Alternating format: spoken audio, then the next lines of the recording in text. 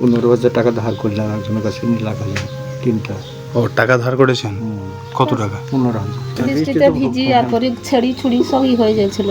Tin না লাগালে হয়তো আপনার যেহেতু মাটির দেওয়াল সেটা কিন্তু গলে গলে পড়ে যেত। পড়ে যেত। পড়ে যেতে হয়, পড়ে যেতে। আচ্ছা, আর ব্যবসা কি এখন বন্ধ রেখেছেন না, নাকি? বন্ধ আছে, পুঁজি ফাটা নাই তো। আচ্ছা, টাকা পয়সার জন্য ব্যবসা বন্ধ রেখেছেন। হ্যাঁ, হুম, বলছিলেন যে সোনা রেখেছিলেন ঘরে, হ্যাঁ। সোনাটা কি পেয়েছেন? না না না, পাওয়া যায়নি। কিচ্ছু পাওয়া যায় তা সোনা 43,780 টাকা, ওটা পাওয়া যায়নি। ওটা সব সম্পূর্ণ পুড়ে গিয়েছে। পুড়ে গেছে মনে হচ্ছে না? ওটা কি না, কি ওটা মনে হচ্ছে পুড়ে আপনার? পুড়ে যেত খানিক, আপনি দেখতে পেতাম কিছু, ধরুন কিছুই চিন পেয়েছি না ওটা। যে জায়গায় রেখেছিলেন ওখানে মোটো পাচ্ছেন না? মোটো কিছু পাচ্ছি না। যে জায়গায় রেখেছিলেন? হ্যাঁ। উনি তো সাইকেলে করে আপনার ব্যবসাটা করেন, তো তো সাইকেলের পিছনে যে বাসনপত্রগুলো নিয়ে বেড়ান, সেই বাসনপত্রের একটা বড় ঝুড়ি হয়, সেই বড় ঝুড়ি, ওই তো ঝুড়ি। হ্যাঁ, সেই ঝুড়িতে নিয়ে যেতেন, সেই ঝুড়িতেই আপনার বাসনপত্র রেখেছিলেন, তার সঙ্গে টাকা পয়সাগুলো উনি রাখতেন। সেটা এবার ধরুন ঝুড়িটাতে হয়তো আপনার আগুনে ইয়ের জন্য নিয়ে নিয়েছে, আগুনে সোনা বা চাঁদি যেগুলো ছিল তার সঙ্গে টাকা পয়সাগুলো, সেগুলো আপনার হয়তো নষ্ট হয়ে গেছে। আর এখন এমনি অনেকে হয়তো এসেছিলেন আগুন নেভানোর জন্য, হয়তো কেউ সুযোগ পেয়ে গেছেন, পেয়ে গেছেন হাতের কাছে, হয়তো কে এখন সেটা তো বলা মুশকিল। হ্যাঁ, তো যাই হোক, সেটা কে নিয়ে এসে ওটা ধরো। আচ্ছা, অনেক মানুষই ছিল তাই তো? ওটা গ্রামের লোক লাগে। আমি তো আমার ডিপ থেকে তো জল দিয়েছি, দিয়েছে, জল দিয়ে তো পুরো বাড়িটাকে নিয়ন্ত্রণ করা হয়েছে। পুরো বাড়িটাতে এত পরিমাণে আগুন, যে আগুনে পুরো গাছ, এত বড় গাছের উপরতলায় আগুন উঠছে, মানে বিশাল কিছু ব্যাপার। সেই আমার ডিপের নিজস্ব জল দিয়ে বাড়ি নিয়ন্ত্রণ করা হয়েছে। এবং তার পরবর্তীতে আমাদের যে রামপুরহাট সাব ডিভিশন থেকে যে পাগলা গাড়ি ছিল, সেই পাগলা গাড়িকে আমরাই ফোন করেছি। ফোন করার পরে সেই পাগলা গাড়ি এসছে মোটামুটি আগুন নিয়ন্ত্রণ করার পরে। পরবর্তীতেও আবার রাত্রেবেলায় আবার আগুন ধরে, তাই? পুনরায় আবার তিন দিন পুনরায় আবার আবার জল দিয়ে দিতে হয়। তো ওই আগুনটা আবার কোথা থেকে উঠছিল?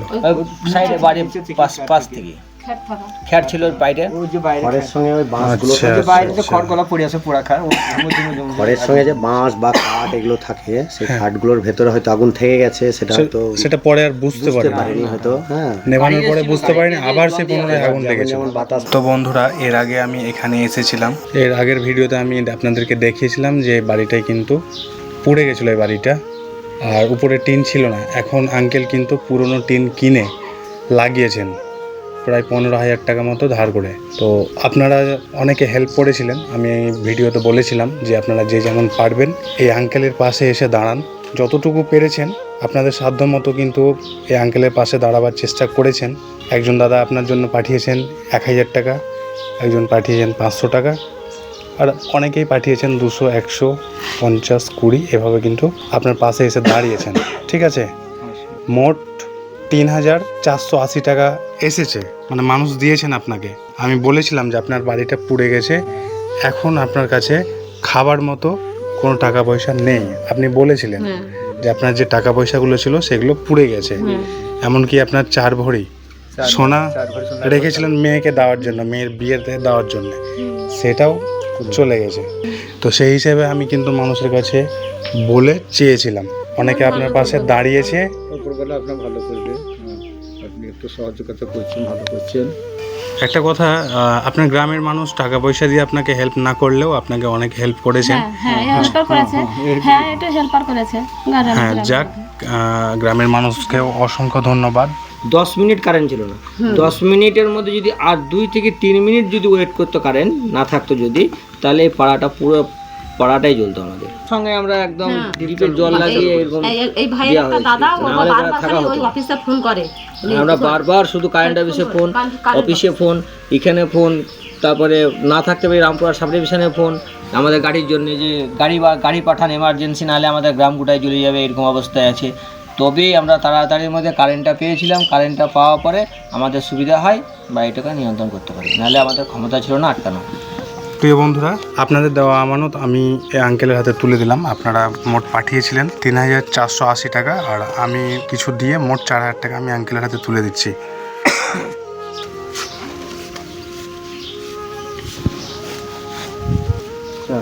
এখন 1 মাসের খাবার আমার হলো, কোনো অসুবিধা নেই।